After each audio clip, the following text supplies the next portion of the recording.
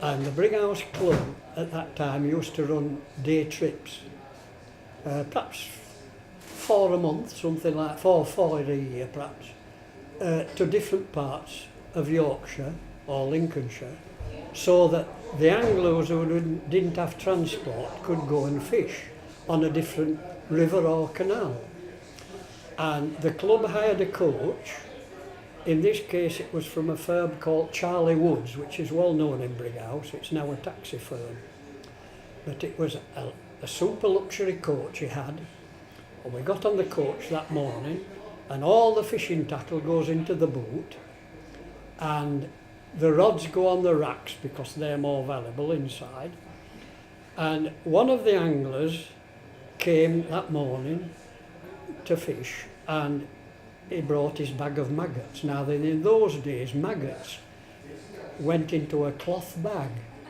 You tied them round the top and when you got to where you're fishing you put the string round your neck and you fished so that you could dip into the bag for maggots, which are still a common bait. And that particular day he was a bit late for the bus, so he got on and he put his bag on the rack above the heads of the passengers. And when we got to the place we were fishing, he got there and he realised his bag was nearly empty and most of the maggots had disappeared.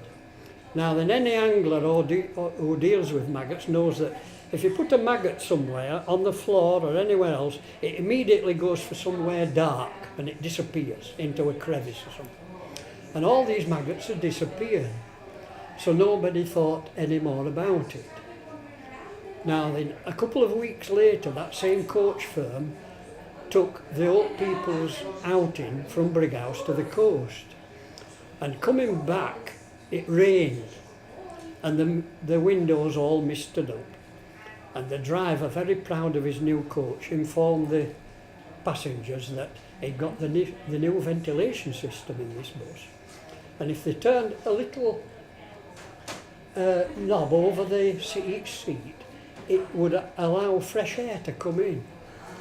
And they all did this, and thousands of blue bottles flew into the bus because the maggots in the past fortnight had been hatching out into blue bottles. And the old people were sat there, old people my age now, with thousands of these blue bottles in the bus.